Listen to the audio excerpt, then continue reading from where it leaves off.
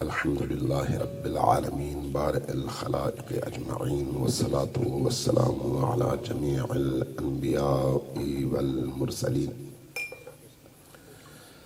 سيما من سمي في الآفاق بأحمد وفي الأرض بأبي القاسم محمد. اللهم صل على محمد وآل محمد. والصلاة والسلام على أولاده الطيبين الطاهرين المعصومين الميامين، واللعنة الدائمة على أعدائهم أجمعين. أما بعد، فقد قال الله الحكيم في كتابه المبين: بسم الله الرحمن الرحيم. محمد رسول الله والذين معه أشداء على الكفار رحماء بينهم، وما أرسلناك إلا رحمة للعالمين. صلوات اللهم صل على محمد وآل محمد. چونکہ میری اپنی طبیعت خراب ہے تو اس لیے میں کوشش کروں گا آہستہ آہستہ بولوں، لیکن میری پوری کوشش ہوگی کہ آپ اس محفل سے انشاءاللہ تعالیٰ کچھ لے کر جائیں. اللہ تبارک و تعالیٰ آپ کی آمد کو قبول فرمائے اور جناب بابر صاحب کی ان کاوشوں کو اپنی بارگاہ میں شرف قبولیت عطا فرمائے. ربیع الاول وہ مہینہ ہے جو اللہ کی طرف سے عالم بشریت بھی اور عالم خلقت بھی دونوں کے لیے رحمتوں کا ایک سمندر لے کر آیا ہے. شاید ہم اس کا ادراک نہ کر سکیں، اس لیے کہ ہماری عقلیں بڑی محدود ہیں، ہماری صلاحیتیں بہت محدود ہیں، لیکن یہ وہ مہینہ ہے جو زمین والوں کو آسمان والوں سے جوڑتا ہے. یہ وہ مہینہ ہے جس میں اللہ تبارک و تعالیٰ نے اپنی تمام تر رحمتوں کی جلوہ نمائی فرمائی، اور وہ نبی کریم کی صورت میں فرمائی. یہ وہ مہینہ ہے جس میں آسمانوں کے در کھلے اور مخلوقات خدا پر اللہ کی تمام رحمتیں اپنے جوبن پر اترنے لگیں، اور جس کے نتیجے میں عالم بشریت کو گمراہیوں، تاریکیوں اور پستیوں سے نکال کر معراج انسانیت تک پہنچانے کا رستہ اللہ نے ہمیں بتایا. نبی کریم صلی اللہ علیہ وآلہ وسلم کو قرآن کریم نے وما ارسلناک الا رحمتا للعالمین کہہ کر ایک جملے میں وہ تمام حقیقتیں بیان کی ہیں جن کے ادراک کے لیے اور جن کی تحریر کے لیے شاید سمندروں کا پانی اور جنگلوں کے درخت کم ہیں کہ قلم اور دوات بن جائیں اور لکھیں تو شاید اس کو نہ لکھ سکیں. امیر المؤمنین علی ابن ابی طالب علیہ السلام سے کسی نے پوچھا کہ یا امیر المؤمنین، نبی کریم صلی اللہ علیہ وآلہ وسلم کی خصوصیات اور آپ کی صفات ہمیں بتائیے. جب پوچھا تو امیر المؤمنین نے اس کے چہرے کی طرف دیکھا اور اس کے بعد فرمایا کہ اس سے پہلے میں تم سے ایک سوال کرتا ہوں. عرض کیا آپ پوچھئے. فرمایا کہ ذرا یہ بتاؤ کہ اللہ کی اس دنیا میں نعمتیں کتنی ہیں؟ کتنی نعمتیں اللہ نے اس دنیا میں اپنے بندوں پر اور اپنی مخلوقات پر نازل فرمائی ہیں.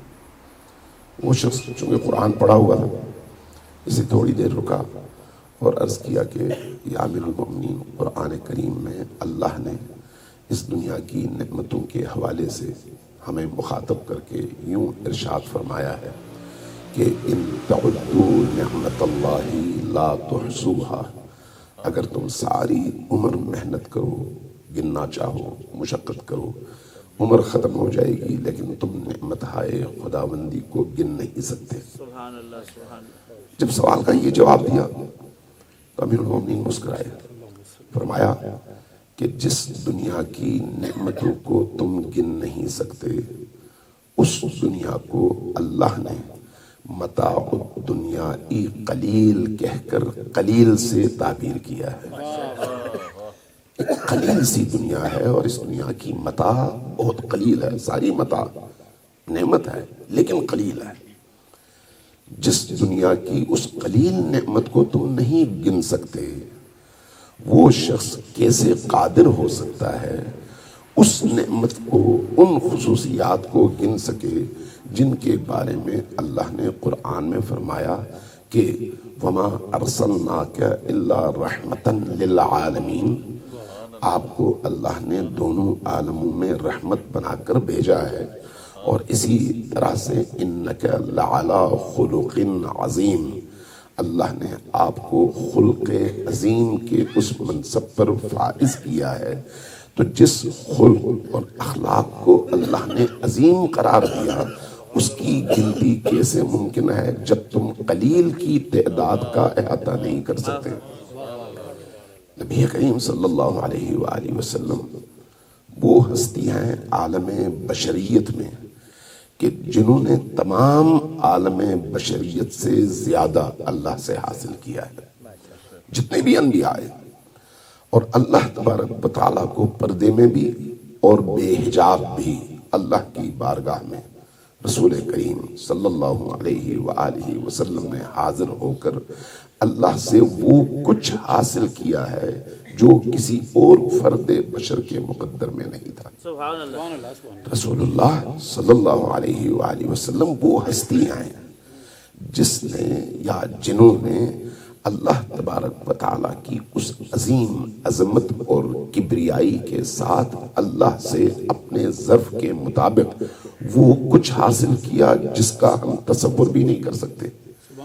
وہ خصوصیات، وہ کمالات، وہ علوم، وہ اسرار، وہ رموز ہم اپنی ان محدود افکار اور محدود محسوسات کے ذریعے سے نہ صرف احاطہ نہیں کر سکتے، اپنے خیال اور تصورات کے گھوڑے کو بھی وہاں تک پہنچا نہیں سکتے، تصور کے گھوڑے کو بھی۔ وہ اتنی عظیم ہستی ہے۔ یہ جو کہا گیا وَمَا أَرْسَلْنَاكَ إِلَّا رَحْمَةً لِلْعَالَمِينَ، کیا مطلب ہے اس کا؟ رحمت کا مطلب کیا ہے؟ وَمَا أَرْسَلْنَاكَ إِلَّا رَحْمَةً لِلْعَالَمِينَ، رحمت کا مطلب کیا ہے؟ اگر ہم رحمت کے مطلب کا تھوڑا سا ادراک کر لیں تو ہمیں سمجھ آ جائے گی کہ نبی رحمت کون ہے۔ رحمت کا مفسرین جب ترجمہ کرتے ہیں تو کہتے ہیں کہ مخلوق کی ضرورتیں تمام اور کمال کے ساتھ ان مخلوقات تک پہنچانے کا نام رحمت ہے۔ عالم خلقت میں بشریت نہیں، صرف انسان نہیں، صرف انسان نہیں، صرف حیوان نہیں، اس عالم خلقت میں اللہ کے علاوہ سب مخلوق ہیں۔ اس تمام عالم خلقت میں اللہ کی طرف سے تمام مخلوقات کی تمام ضروریات ان تک پہنچانے کا نام رحمت ہے۔ اب ذرا سوچئے کہ جب رحمت اس کا نام ہے تو پھر وہ جو صاحب رحمت ہیں دنیا میں بھی اور آخرت میں بھی، وہ جو صاحب رحمت ہیں اس عالم میں بھی اور اس عالم میں بھی، وہ کتنی عظیم ہستی ہوگی۔ کیا ان کی عظمتوں کا تصور بھی ممکن ہے؟ تصور بھی ممکن نہیں ہے۔ اس لیے اب یہ دیکھیے کہ اللہ تبارک و تعالیٰ کی اس رحمت کا ایک نتیجہ یہ ہے کہ اس وقت ہم ایک دوسرے کو دیکھ رہے ہیں، یہ جو ہماری آنکھ کی نورانیت ہے اسی رحمت کا نتیجہ ہے۔ یہ جو ہم ایک دوسرے کو سن رہے ہیں اسی رحمت کا نتیجہ ہے، چونکہ سننے کی ضرورت ہمیں ہے۔ یہ جو ہمارے وجود کی ایک ضرورت ہے وہ ہے دیکھنا، ایک ضرورت ہے سننا، ایک ضرورت ہے بولنا، ایک ضرورت ہے کھانا، ایک ضرورت ہے سانس لینا، ایک ضرورت ہے ہمارے دلوں کی دھڑکنوں کا زندہ ہونا، ایک ضرورت ہے ہمارے رگوں میں خون کا دوڑنا۔ آپ اپنے اس چھوٹے سے 6 فٹ کے وجود پر اگر غور کریں گے تو امیر المؤمنین علی ابن ابی طالب علیہ السلام کے فرمان کے مطابق فرمایا اتزعم انک جرم صغیر وفیک انطوی عالم الاکبر، کیا تم یہ سمجھتے ہو کہ تم ایک 6 فٹ کے چھوٹے سے انسان ہو اس عظیم کائنات میں اور ایک حقیر سی مخلوق؟ ایسا نہیں ہے، تمہارے اس 6 فٹ بدن کے اندر اللہ نے جو نظام بنایا ہے وہ اس پورے نظام عالم سے زیادہ بڑا اور زیادہ پیچیدہ ہے۔ اب ذرا سوچئے، جس وجود کے اندر اس پورے عالم سے زیادہ پیچیدہ نظام ہے، اس نظام کا ہر اس کا حصہ ضرورت مند ہے اللہ کی طرف سے رحمتوں کے وصول کا۔ آنکھ ضرورت مند ہے اس نورانیت کی بقا کا، کان ضرورت مند ہے آپ کے پردے کے اس صلاحیت کا جو آوازوں کو کیچ کرتی ہے اور نہ اس کو بڑھاتی ہے نہ اس کو کم کرتی ہے، تاکہ آپ سکون سے آواز سن سکیں۔ آپ کی زبان لذتوں کو چکھ سکتی ہے، آپ کا دل دھڑک سکتا ہے، آپ کی آنکھ دیکھ سکتی ہے، آپ کا دماغ سوچ سکتا ہے۔ یعنی ہماری من حیث انسان جتنی ضرورتیں ہیں جن پر ہمارا اختیار نہیں ہے، نہ میں چاہ کر اس میں اضافہ کر سکتا ہوں، نہ میں چاہ کر اس میں کمی کر سکتا ہوں، میرا کوئی اختیار نہیں ہے۔ جن چیزوں کی ہم نے اللہ سے دعا بھی نہیں مانگی، نہ آپ نے یہ کہا کہ خدایا مجھے دل کی دھڑکن دے اور آنکھوں کا نور دے، نہ میں نے کبھی یہ دعا کی ہوگی، آپ نے اور میں نے وہ دعائیں مانگی ہوں گی جو روٹین میں ہم سب جس کی ضرورت کو محسوس کرتے ہیں۔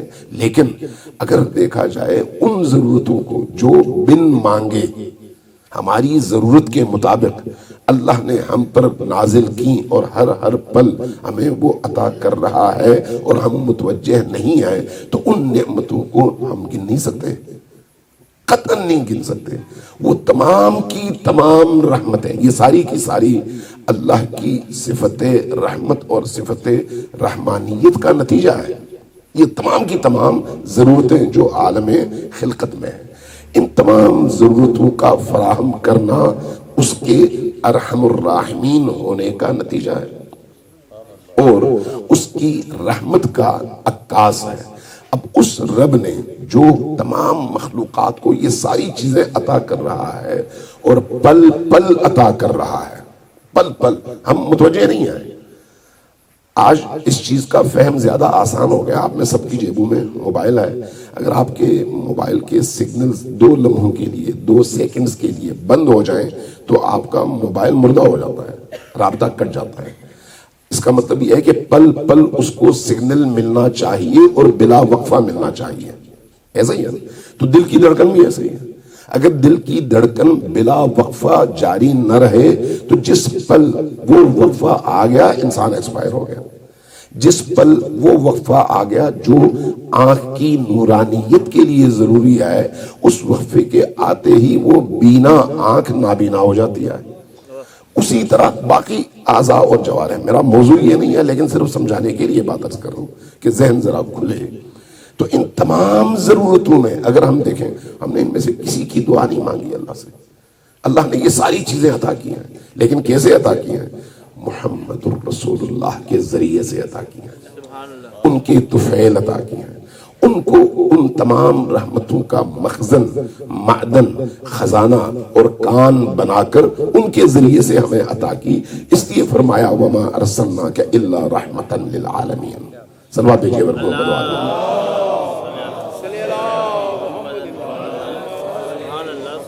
میں چاہ رہا تھا کہ کچھ اہم نکات آپ کی خدمت میں نبی کریم کی خصوصیات کے حوالے سے پیش کروں تاکہ ہم سمجھ سکیں کہ ہم نے نبی کریم کی معرفت جو حاصل ہونی چاہیے تھی وہ کتنی حاصل کیا ہے۔ ہم عام طور پر جب تاریخ پڑھتے ہیں تو ہم تاریخ کو اس طرح سے پڑھتے ہیں جس طرح سے شناختی کارڈ میں آپ لکھتے ہیں فلان صاحب یہ نام ہے، یہ والدین ہے، فلان جگہ پیدائش ہے، فلان جگہ وفات ہے، اتنے سال عمر ان کی بسر ہوئی ہے، اس خاندان سے تھے، وغیرہ وغیرہ۔ نبی کریم کی معرفت یہ نہیں ہے۔ نبی کریم کی معرفت ہم نے اللہ کی نگاہ سے دیکھنی ہے کہ اللہ کس طرح سے نبی کو پیش کر رہا ہے۔ اگر ہم نبی کریم کی معرفت حاصل کرنا چاہیں تو اس کے لیے تھوڑا سا ان سمندروں میں غوطہ ہونا پڑے گا، جس کے نتیجے میں شاید ہمارے دل اور ہمارے دماغوں کے دریچے کھلیں اور شاید ہم زمین سے تھوڑا سا اٹھ سکیں۔ ایک دفعہ صلوات بھیجیے محمد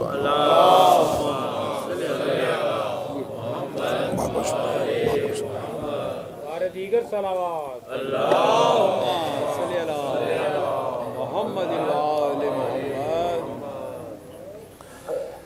امیر المومنین کا ایک فرمان ہے، اور یہ فرمان خود رسول کریم صلی اللہ علیہ وآلہ وسلم سے بھی منقول ہے کہ رسول خدا نے فرمایا امیر المومنین سے مخاطب ہو کر، اور امیر المومنین نے ہم تک پہنچایا کہ رسول خدا نے فرمایا کہ اے علی، اللہ کو میرے اور تمہارے علاوہ اب تک کسی نے نہیں پہچانا، اور مجھے تمہارے اور اللہ کے علاوہ کسی نے نہیں پہچانا، اور تمہیں میرے اور اللہ کے علاوہ کسی نے نہیں پہچانا۔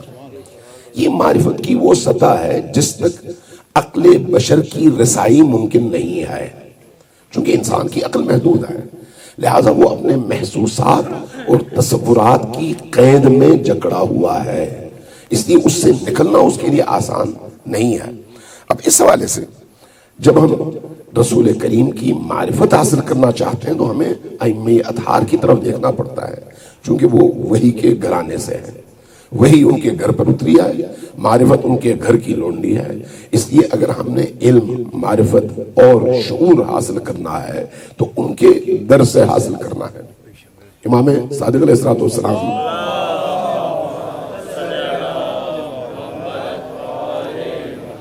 تشریف فرما تھے، آپ کے ایک شاگرد تھے ابو ہارون، کافی دنوں تک نظر نہیں آئے، اچانک ایک دن آ گئے، پوچھا ابو ہارون کہاں غائب تھے؟ عرض کیا یا رسول اللہ میرے گھر کچھ پرابلمز تھے، تو میری بیوی حاملہ تھی، بچہ ہوا، تو اس لیے میں مصروف رہا اور آپ کی بارگاہ میں حاضر نہیں ہو سکا۔ فرمایا اچھا بچہ ہوا، لڑکا لڑکی؟ کہا لڑکا۔ پوچھا کیا نام رکھا ہے؟ کہا محمد۔ جیسے ہی کہا محمد، حدیث کہتی ہے کہ امام صادق علیہ السلام، یہ اصول کافی کی حدیث ہے، امام صادق علیہ السلام جھکنے لگے اور زبان سے مسلسل فرمانے لگے محمد محمد محمد، جھکتے جھکتے جھکتے جھکتے یہاں تک جھک گئے کہ آپ کے رخسار زمین کی سطح کو چھونے لگے، اور اس کے بعد سر اٹھایا اور فرمایا اب جب تم نے محمد نام رکھا ہے تو پھر اس نام کی حرمت کا خیال رکھو، اس نام کی حرمت کا خیال رکھو۔ وہ کیسے؟ کہا کہ یہ نام اللہ کی طرف سے برکتوں اور نورانیتوں کا حامل ہے، رحمتوں کا حامل ہے، اس لیے جب تم گھر میں اس کو پکارو تو محمد کے نام کی وجہ سے احترام سے پکارو۔ اور اس کے بعد ایک جملہ فرمایا، اور یہ ہماری احادیث میں بھی ہے کہ نبی کریم کی حدیث ہے، فرمایا اگر کوئی مسلمان اس کے گھر بچہ پیدا ہوتا ہے، اگر پہلے سے اس بچے کا نام نہیں رکھا گیا اور وہ کچھ اور رکھنا چاہتے ہیں تو مستحب ہے کہ پہلے 7 دن اس بچے کو محمد کے نام سے پکارا جائے۔ کیوں؟ اس لیے کہ محمد کا نام لب پر آنے کے بعد آپ کے لب اور آپ کی زبان نورانی ہو جاتی ہے۔ یہ محمد کا لفظ زبان پر جاری ہونے کے بعد جس فضا میں یہ نام گونجتا ہے وہ فضا نورانی ہو جاتی ہے، اور اس کے نتیجے میں وہ گھر جہاں پر تاریکی ہو اس تاریک گھر میں آسمان سے نور اور فرشتے نازل ہونے لگتے ہیں۔ محمد والی محمد صلوات۔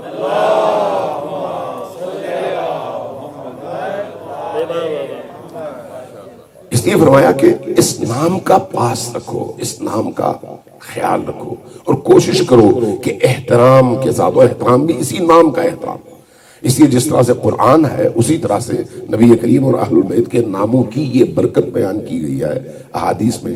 کیا آپ کے گھر چاہے ہزاروں قمقموں سے روشن ہو، اگر وہاں پر اللہ کا نام نہیں ہے، قرآن کی تلاوت نہیں ہے، اہل البیت کا ذکر نہیں ہے، تو وہ گھر تاریک ہے۔ اس تاریک گھر کو اللہ، رسول اور اہل البیت کے ناموں سے منور کریں اور قرآن کی تلاوت سے منور کریں، اور اس نورانیت میں نبی کریم کا نام سب سے بلند نام ہے جس پر تاکید کی گئی ہے۔ قرآن کریم میں لقد جاءکم رسول، تمہاری طرف ایک ایسے رسول آئے ہیں لقد جاءکم رسول، تمہاری طرف ایک ایسے رسول آئے ہیں، من انفسکم، جو تم ہی میں سے ہیں، تم ہی میں سے، عزیز علیہ عنتم، جن پر بڑا سخت ہے جو کچھ تم کرتے ہو، جس طرف تم جاتے ہو. میں لفظی ترجمہ کر رہا ہوں اس وقت. حریص علیکم، تمہارے حوالے سے بڑے ہی حریص ہیں. میں صرف لفظی ترجمہ کر رہا ہوں، یہ ذہن میں رکھیں. تمہارے حوالے سے بڑے ہی حریص ہیں، اور رؤوف بالمؤمنین رؤوف الرحیم، اور مؤمنین کی نسبت رؤوف بھی ہیں اور رحیم بھی ہیں. خود اسی آیت پر تھوڑی دیر اگر ہم غور کر لیں تو ہمیں سمجھ آ جائے گی کہ نبی کریم کی ذات اقدس، اللہ کی رحمتوں کا اس عالم میں اتنا بڑا مظہر ہے ان کی ذات، کہ اس سے بڑا مظہر ممکن نہیں ہے اس عالم پر نازل ہو اللہ کی طرف سے. اب ذرا غور کیجئے، رسول تم میں سے ہیں، تم میں سے یعنی تمہاری طرح کھاتے ہیں، تمہاری طرح پیتے ہیں، تمہاری ہی طرح سے دکھ محسوس کرتے ہیں، تمہاری طرح سے ہی درد محسوس کرتے ہیں. جو بشری تقاضے ہیں ان میں تمہاری طرح سے ہی ہیں. اپنے آپ سے ان کو جدا نہ سمجھو، ان کو خود سے جدا نہ سمجھو.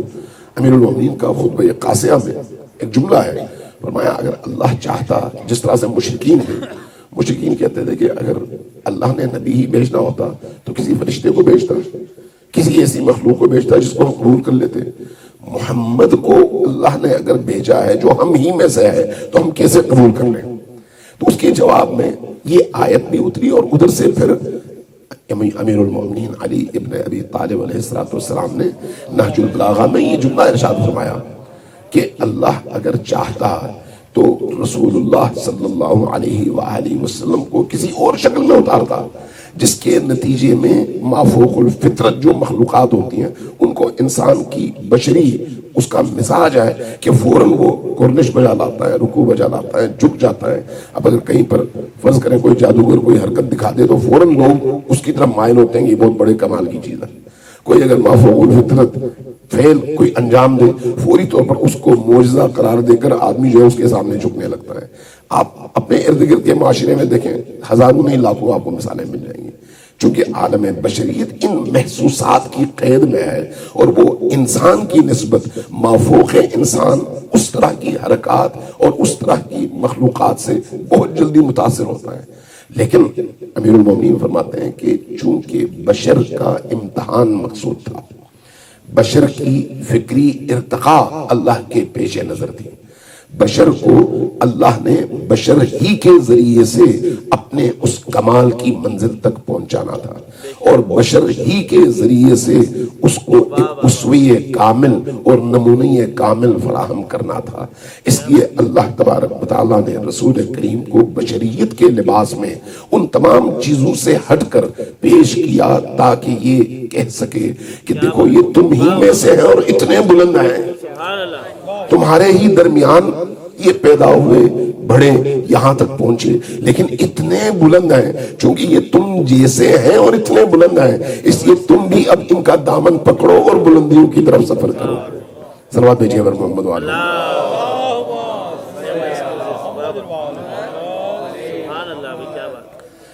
اس لیے رسول کریم کو اللہ کی رحمتوں کا مقسم کہا جاتا ہے. ہم عام طور پر یہ جو ترکیب سنتے ہیں ابو القاسم، تو ہم نے جو سنا ہوگا، آپ نے بھی سنا ہوگا، اس حوالے سے ہے کہ یہ حضرت قاسم کے والد کے عنوان سے یہ لقب نبی کریم کا ہے کہ حضرت قاسم کے والد تھے.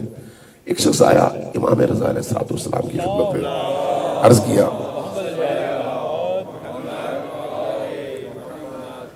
کہ ابن رسول اللہ ابو القاسم کا مطلب کیا ہے؟ فرمایا قاسم کے والد. فرمایا یہ تو میں بھی سمجھتا ہوں کہ قاسم کے والد ہی اس کا معنی ہے، لیکن اگر آپ مجھے اہل سمجھیں، اگر آپ یہ سمجھیں کہ میں اس قابل ہوں تو مجھے اس کے کچھ اسرار بتائیے. فرمایا جب نبی کریم اللہ کی بارگاہ میں معراج میں تشریف لے گئے تو واپسی پر اللہ تبارک و تعالیٰ نے ان کو یہ لقب دے کر بھیجا کہ اے ہمارے نبی، اب آپ پورے عالم اور پوری کائنات میں میری رحمتوں کے مقسم ہیں اور آپ کے ذریعے سے ہر چیز تقسیم ہوگی، تمام چیزیں آپ کے ذریعے سے. اس لیے فرمایا کہ جب ہم کہتے ہیں ابو القاسم تو یہ محدود نہیں ہے رسول اللہ سے. رسول اللہ کے بعد امیر المؤمنین ابو القاسم ہیں، امیر المؤمنین کے بعد امام حسن اور امام حسین ہیں، امام حسین کے بعد علی ابن الحسین ہیں. اس طرح سے جتنے بھی ائمہ اہل البیت ہیں ان خصوصیات کے لحاظ سے نبی کریم کے شریک ہیں اور ابو القاسم ہیں، اس لیے کہ اللہ کی تمام رحمتیں ان ہستیوں کے ذریعے سے کائنات کے اندر تقسیم ہوا کرتی ہیں. صلوات بھیجیے بر محمد وعلیہ.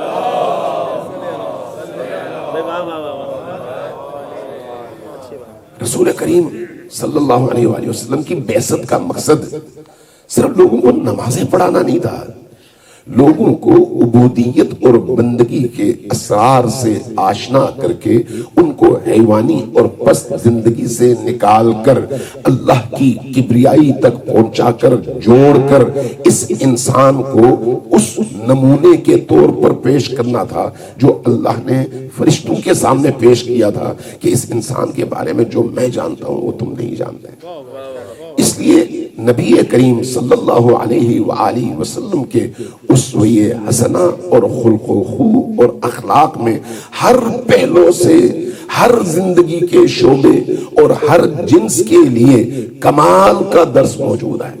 کمال کا، ایک باپ کی حیثیت سے بھی، ایک بچے اور بیٹے کی حیثیت سے بھی، ایک مبلغ کی حیثیت سے بھی، ایک تاجر کی حیثیت سے بھی، ایک محنت کش کی حیثیت سے بھی، ایک سسر کی حیثیت سے بھی، اور ایک بیٹے کی حیثیت سے بھی، اور اسی طرح سے جتنے بھی رشتے اور جتنے بھی ایسے عناوین بنتے ہیں ایک انسانی معاشرے میں کسی شخص کے جینے کے لیے، ان تمام پہلوؤں سے آپ نظر دوڑا لیں اور دیکھ لیں کہاں آپ محروم رہتے ہیں رسول اللہ کے فیض سے.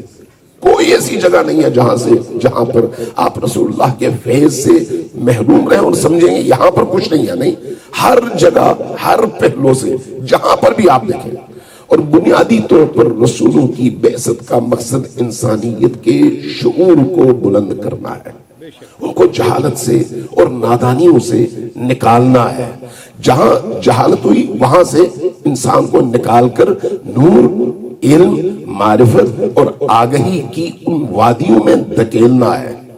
آپ ذرا غور کیجئے، رسول کریم صلی اللہ علیہ وآلہ وسلم کے بیٹے، صلوات بھیجئے تو ذرا اونچی آواز سے اللہم صلی علی محمد وآل محمد. رسول کریم کے بیٹے قاسم کا انتقال ہوا. جب قاسم کا انتقال ہوا تو دو طرح کے واقعات نقل ہوئے ہیں تاریخ میں. جب بیٹے کا انتقال ہوا، جنازہ ہوا، سارے اصحاب موجود تھے، قبرستان کی طرف جا رہے تھے تو سب نے دیکھا رسول کریم کی آنکھوں میں اشک ہے، آپ گریہ فرما رہے ہیں. آپ کی گریہ کو دیکھا تو حیران ہوئے، کہنے لگے یا رسول اللہ آپ بھی گریہ کریں گے؟ فرمایا کہ میں ایک باپ ہوں اور باپ کے اندر وہی دل ہوتا ہے جو تمہارے اندر ہے، تو لہٰذا اگر بیٹا جدا ہو جائے تو باپ کا گریہ کرنا اس کی فطرت کا تقاضا ہے، لیکن ہم اللہ کی رضا پر ہمیشہ راضی رہتے ہیں، اللہ سے گلمند نہیں ہے، اللہ کے ارادے کے سامنے تسلیم ہے.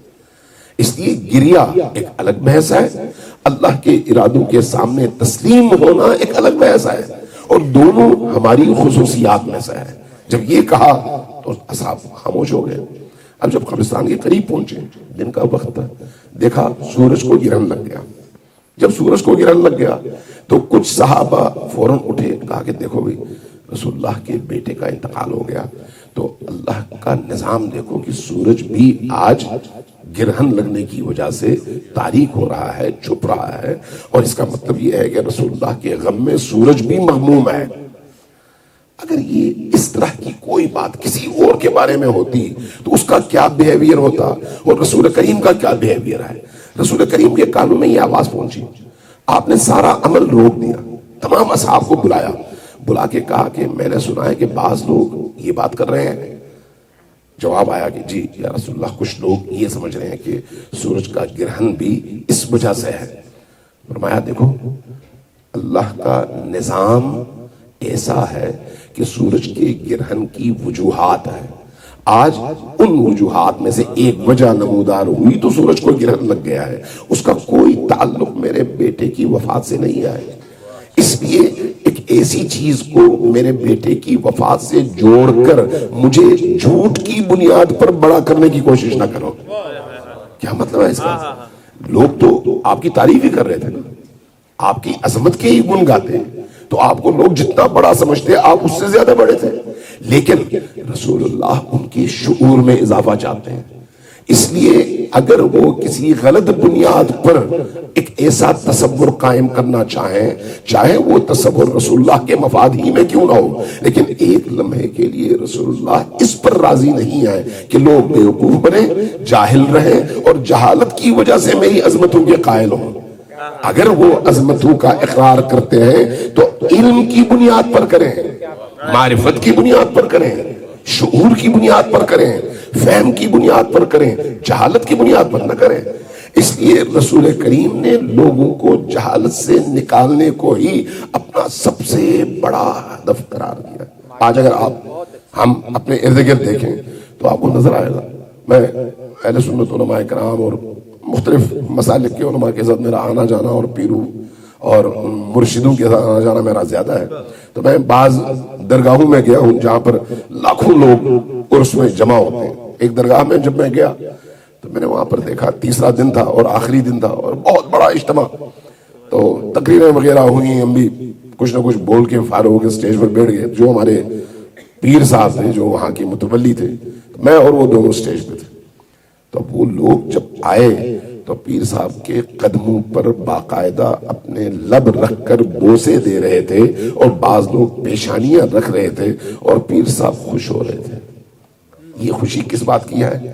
لوگوں کی جہالت اور اس کے نتیجے میں اپنی عظمت. یعنی آپ جب لوگوں کو جاہل رکھیں گے اور ان سے شعور چھینیں گے تو آپ کی کوشش یہی ہوگی کہ لوگ بیوقوف رہیں اور ان کا استحصال جاری رہے. قرآن پر غور کریں, تمام فرعونوں کی سیرت یہی رہی ہے. تمام فرعونوں کی, تمام نمرودوں کی, ظالم قوتوں کی سیرت یہی رہی ہے کہ لوگوں کو جاہل رکھو, لوگوں کو نادان رکھو اور ان کی نادانی اور جہالت سے استفادہ کرو اور ان کا استحصال کر کے ان سے فائدہ اٹھاؤ. یہی چیز آج ہمارے ہاں سیاستدانوں میں بھی ہے, یہی چیز ہمارے ہاں مولویوں میں بھی ہے, یہی چیز ہمارے ہاں پیروں میں بھی ہے کہ لوگوں کو جاہل رکھو. آپ جہاں آپ یقیناً دیہاتوں میں گئے ہوں گے, چاہے سندھ کے دیہات ہوں, پنجاب کے ہوں, بلوچستان کے ہوں, کے پی کے ہوں, مختلف علاقوں میں آپ یہ محسوس کرتے ہوں گے اور مولوی صاحبان بھی یہی کام کرتے ہیں کہ لوگوں کو جاہل رکھو لیکن اپنا مرید بناؤ. جبکہ دین لوگوں کو اپنا مرید بنوانے کے لیے نہیں آیا, لوگوں کو شعور دینے کے لیے آیا تاکہ اس شعور کے نتیجے میں وہ اس بلند مقام پر پہنچے کہ پھر ان کا ہر عمل خدا کی مرضی کے عین مطابق انجام پائے. صلوات بھیجیے بر محمد وعلیہ.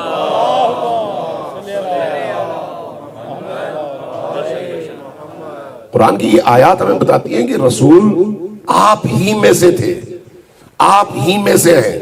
اب رسول اللہ کی سیرت دیکھیے, آپ جب کسی محفل میں بیٹھے ہوتے تو باہر سے آنے والے کو پتہ نہیں چلتا کہ کون رسول ہے اگر وہ پہلے سے پہچانتا نہ ہوتا. کیوں؟ اس لیے کہ دائرے میں بیٹھتے اور اپنی الگ کوئی تشخص اپنا برقرار نہیں رکھتے, علیحدہ پروٹوکول کا کوئی انتظام نہ کرتے, اور اگر کوئی پروٹوکول دینے کی کوشش کرتا تو اس کی حوصلہ شکنی کرتے, حوصلہ شکنی.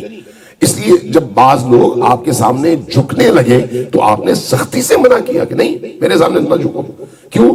جھکنا صرف اللہ کے سامنے ہے, بشر کے سامنے. اگر نبی کریم کے سامنے جھکنا کوئی ایسا مسئلہ تو نہیں تھا کہ جس کی وجہ سے کوئی شرک لازم آتا, چونکہ یہاں پر عبودیت نہیں تھی. لیکن اس کے باوجود جو اصل چیز ہے وہ یہ ہے کہ نبی چونکہ خاتم النبیین ہے, آخری نبی ہے, اس لیے آخری نبی کا ہر فعل تا قیام قیامت انسانیت کے لیے حجت ہے اور دلیل ہے. اب اگر نبی ان کو جھکاتے تو سارا عالم ان سے سجدے کرواتا.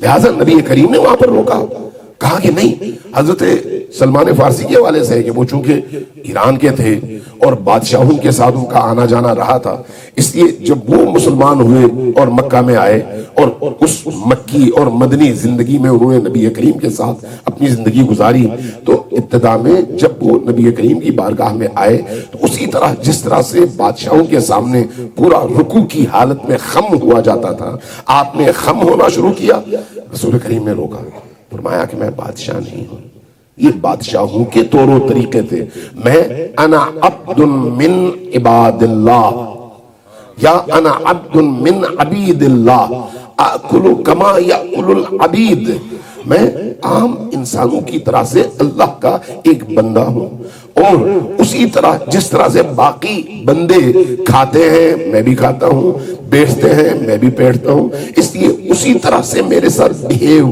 اور اخلاق رکھو جس طرح سے اپنے بھائیوں کے ساتھ رکھتے ہو۔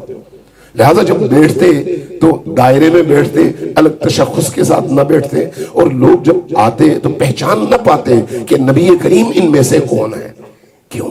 تاکہ انسان کی کرامت زندہ رہے، اس کا شعور بلند ہو، وہ جتنا بلند ہوگا اپنے شعور کے اعتبار سے نبی کریم کے سامنے اتنا ہی زیادہ جھکے گا، اس میں کوئی شک نہیں ہے، لیکن جہالت کی بنیاد پر نہ جھکے، نادانی کی بنیاد پر نہ جھکے، اس لیے نہ جھکے کہ نبی کریم کوئی بادشاہ ہے اور بادشاہوں کے سامنے جھکنا پڑتا ہے۔ نبی کریم صلی اللہ علیہ وآلہ وسلم نے تواضع اور انکسار سکھایا ہے اپنی اس عملی زندگی سے۔ آپ ذرا صلوات بھیجیے پر محمد و آل محمد۔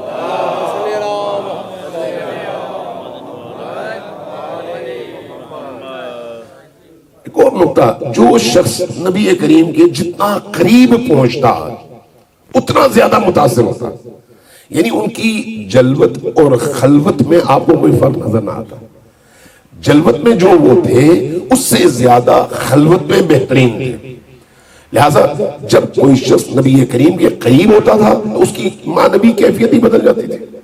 بعض اصحاب اس لیے نبی کریم سے عرض کرتے تھے، یا رسول اللہ ہم منافق تو نہیں آئے؟ پوچھتے کیوں؟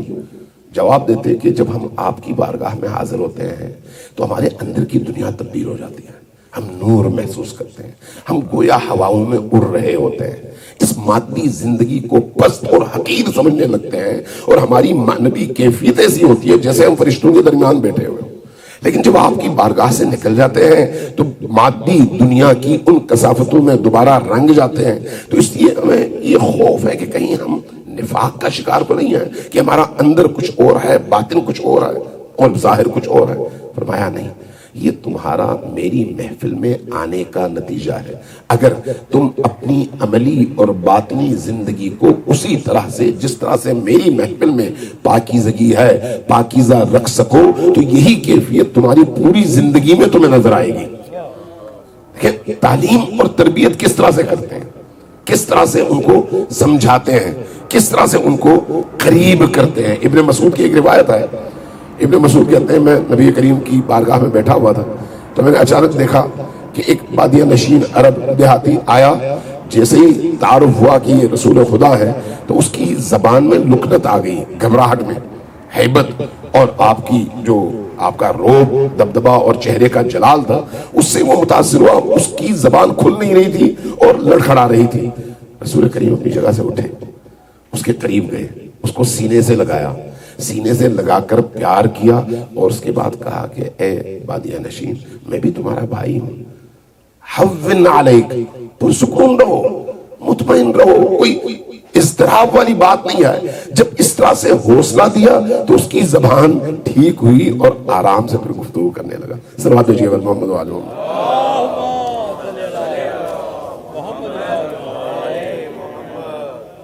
ایک دفعہ پھر ذرا اونچی آواز سے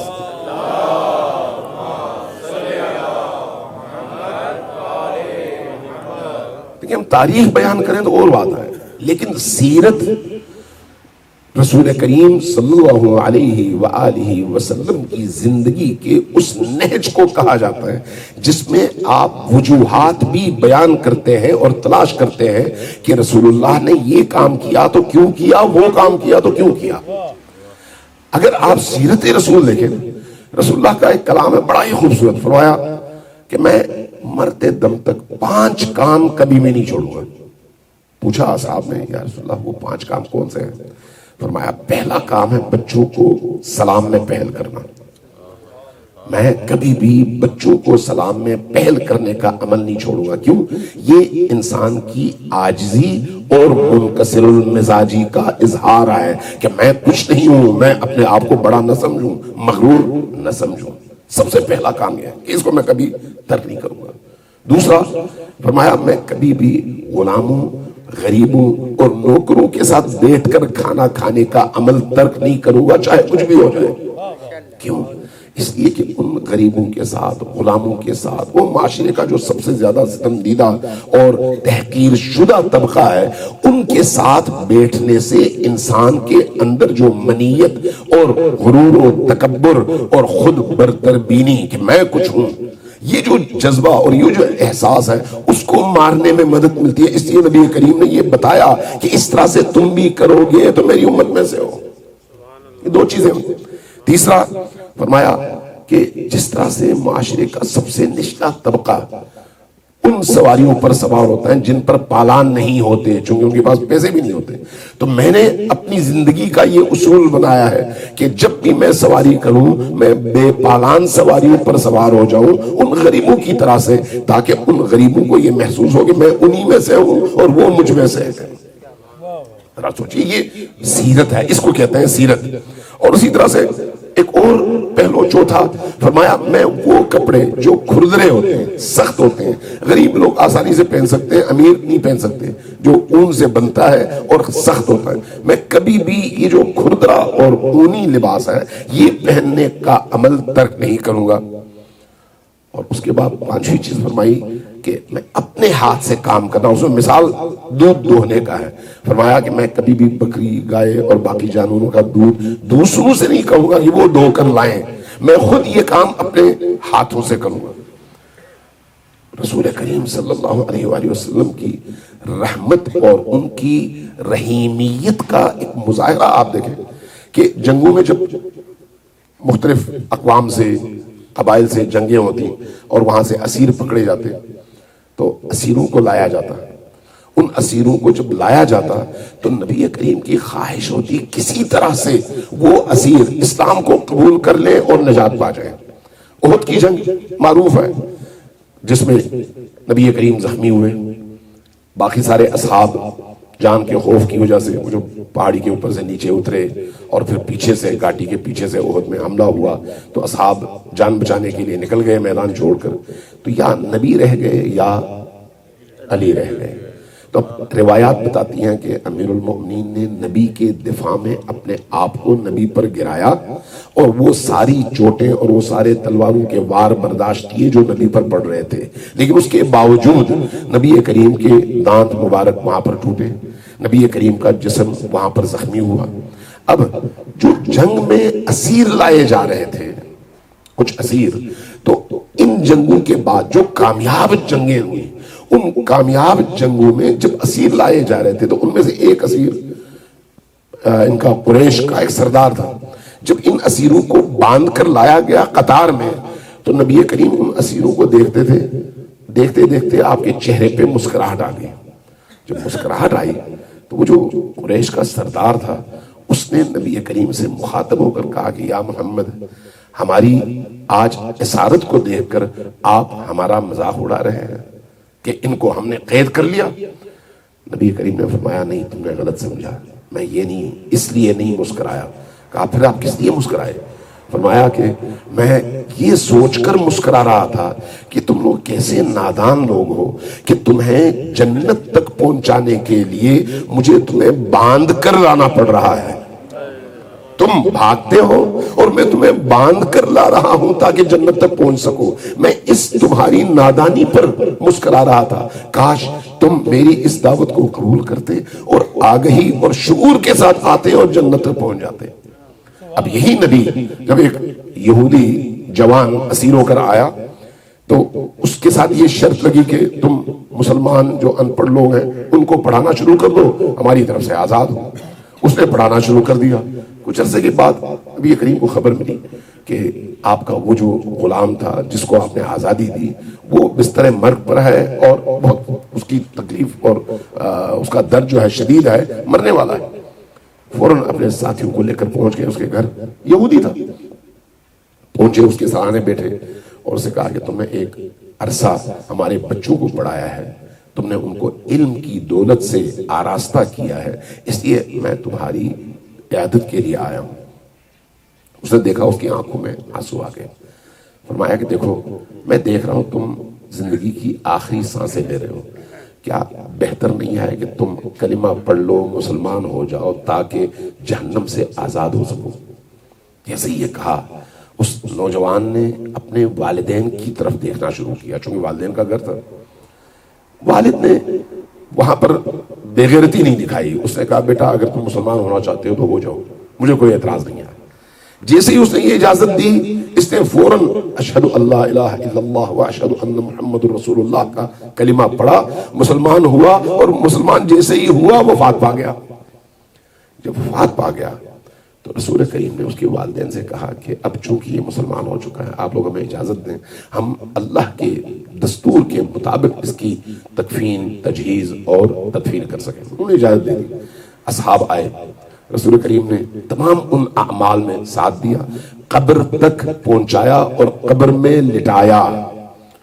آپ سوچ سکتے ہیں کہ نبی کریم کی رحمت کی سطح کیا ہے کہ ایک یہودی کو زندگی کے آخری لمحے میں نجات دلانے کے لیے اس طرح سے پرشور انداز میں اور پر جذبے کے ساتھ آخری وقت تک کوشش کرتے ہیں کہ وہ کہیں جہنم نہ چلا جائے۔ کیا وہ اپنے ماننے والوں کو آسانی سے جہنم جانے دیں گے؟ ممکن نہیں ہے، ممکن نہیں ہے۔ تھوڑی سی بھی نورانیت ہو۔ میں امام صادق علیہ السلام کی روایت دیکھ رہا تھا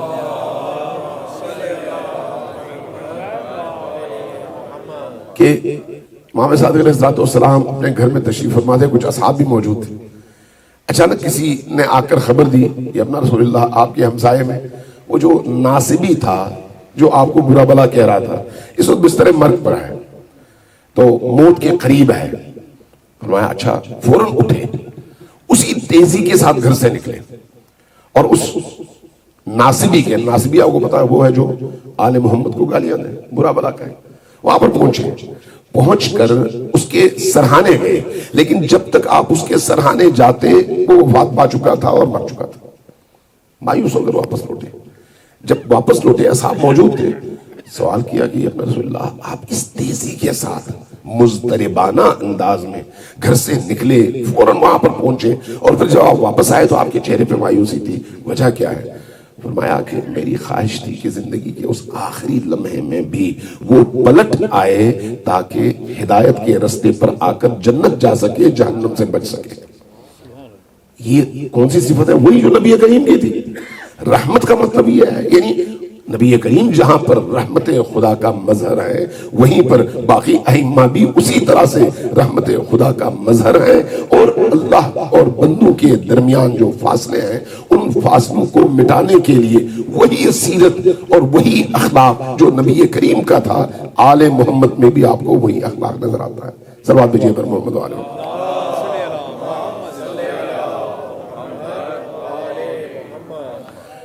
نبی کریم صلی اللہ علیہ وآلہ وسلم ہم کہتے ہیں وہ ہمارے لیے مبعوث ہوئے، اس میں کوئی شک نہیں، ہمارے لیے مبعوث ہوئے، لیکن تفسیر صافی میں ایک روایت ہے اور بڑی عجیب اور خوبصورت روایت ہے، وہ روایت میں آپ کے سامنے پڑھ دیتا ہوں، ذرا اونچی آواز سے صلوات بھیجیں پر محمد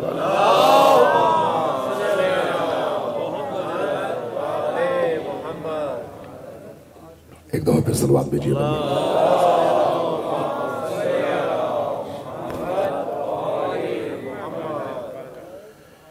نبی کریم صلی اللہ علیہ وآلہ وسلم کے حوالے سے تفسیر صافی میں فرمایا کہ یہ امام صادق علیہ السلام کی حدیث ہے، فرمایا ان اللہ بعث نبیہ، اللہ تبارک و تعالیٰ نے اپنے نبی کو مبعوث فرمایا، وہو الروح، جب وہ روح تھے، اس انسانی پیکر میں ابھی نہیں آئے تھے، علی الانبیاء یا الی الانبیاء وہم ارواح، ان تمام انبیاء پر مبعوث فرمایا جو ارواح کی صورت میں عالم ارواح میں موجود تھے. نبی کریم کو روح کی حالت میں، باقی تمام انبیاء پر ارواح کی حالت میں مبعوث برسالت فرمایا. یعنی اس عالم سے پہلے نبی اس عالم میں ان انبیاء کے معلم تھے اور مدرس تھے، ان کے مربی تھے. آگے جملہ فرمایا وہم ارواح فإنہ دعاہم الی توحید اللہ وطاعتہ. تو اللہ کے رسول نے ان انبیاء کو اللہ کی توحید کی دعوت دی اور اللہ تبارک و تعالیٰ کی اطاعت کی دعوت دی، اور انہوں نے توحید کو بھی قبول کیا اور اطاعت کو بھی قبول کیا. آگے کہتے ہیں کہ اس کے نتیجے میں جو چیز سامنے آئی وہ کیا ہے؟ فَإِذَا حَلَّلَ، جب نبی کریم تحلیل پڑھتے لا الہ الا اللہ تو باقی انبیاء بھی تحلیل پڑھتے. جب نبی کریم کہتے سبحان اللہ تو باقی انبیاء بھی سبحان اللہ کہتے. جب نبی کریم پڑھتے اللہ اکبر تو باقی انبیاء بھی اللہ اکبر پڑھتے. یعنی عالم ارواح میں جس طرح اس دنیا میں انسانوں کے معلم نبی کریم ہیں، عالم ارواح میں انبیاء کے معلم بھی نبی کریم تھے. اور انبیاء کی اس تعلیم اور تربیت میں روایت یہ کہتی ہے کہ اہل البیت بھی نبی کے ساتھ تھے، اہل البیت بھی نبی کے ساتھ تھے. صلوات بھیجئے پر محمد وآلہ محمد.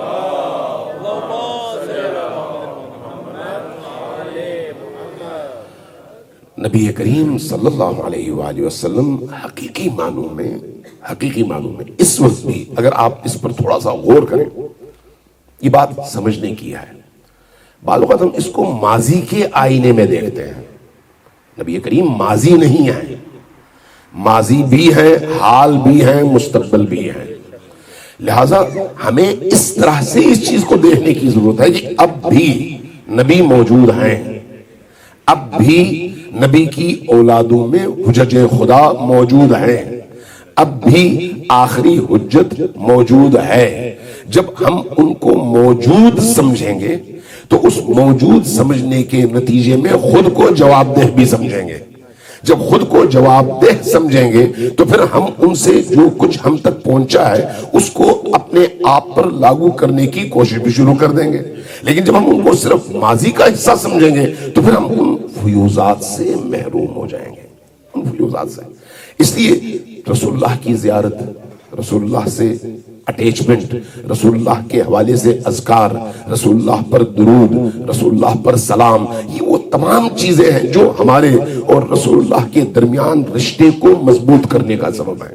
اس لیے بہترین عبادت ان ایام میں نبی کریم اور ان کی آل پر درود ہے، بہترین عبادت.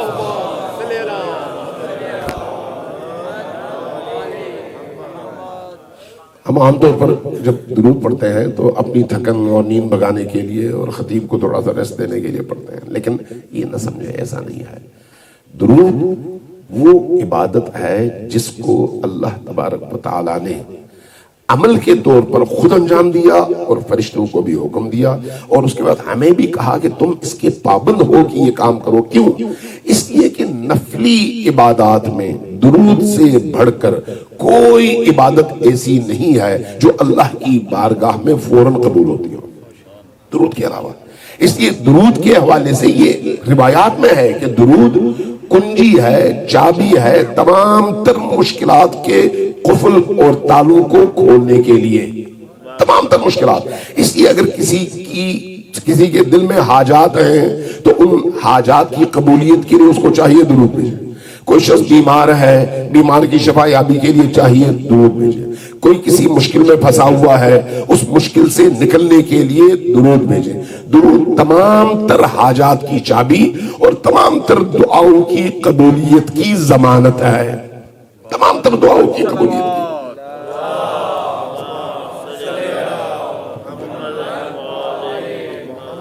اس لیے جب ہم درود بھیجتے ہیں تو یہ نہ سمجھیں کہ اس درود کے نتیجے میں انہیں کچھ ملے گا، چونکہ ان کا ظرف بھرا ہوا ہے، ان کے ظرف میں کوئی خالی جگہ نہیں ہے کہ آپ کے درود کے نتیجے میں ان کو کچھ ملے. ان کے ظرف میں جو اللہ کی رحمت نازل ہوتی ہے وہ وہاں سے جب چھلک کر نیچے آتی ہے تو آپ ہی کے دامن میں آتی ہے. آپ ہی کے برتن میں آتی ہے وہ رحمت. اس لیے آپ جب درود بھیجتے ہیں وہ اپنے لیے بھیجتے ہیں، حقیقت میں اس کا صلہ آپ ہی کو مل رہا ہوتا ہے، ہمیں ہی مل رہا ہوتا ہے. اس لیے درود اور نیت خالص شب و روز یہ دو ایسی چیزیں ہیں جن کے نتیجے میں انسان نبی اور آل نبی سے جڑ بھی سکتا ہے اور ان کو اپنے گھر میں، اپنے دل میں، اپنی زندگی میں ہر پل محسوس بھی کر سکتا ہے. اللہ تبارک و تعالیٰ سے دعا ہے کہ ہم سب کو نبی کریم کی سیرت کو سمجھنے کی اور اس معرفت کے حصول کی توفیق عطا فرمائے، ہمارے دلوں کو نورانی فرمائے، ہمیں نبی اور آل نبی کے سائے میں زندگی بھی اور موت بھی عطا فرمائے. ہماری زندگی کے اور ہمارے وجود کے جتنے تاریک گوشے ہیں ان تمام گوشوں کو نبی کریم اور ان کی آل و عطرت کی نورانیت سے منور فرمائے. ہماری اس طرح کی محافل اور مجالس کو زیادہ سے زیادہ پر رونق، نورانی اور اللہ کی بارگاہ میں قبولیت کے لائق بننے کی توفیق عطا فرمائے، اور ہم سب کی نیتوں کو اور اس مجلس اور اس محفل میں بیٹھنے کو اپنی بارگاہ میں قبول فرمائے، اور جو کچھ یہاں پر دعائیں ہم نے مانگی اور مانگ رہے ہیں ان تمام دعاؤں کو مستجاب فرمائے. سب مل کر ان دعاؤں کی قبولیت کے لیے وعجل فرجہم کے ساتھ اونچی آواز سے 3 بار درود بھیجیے محمد و آل محمد.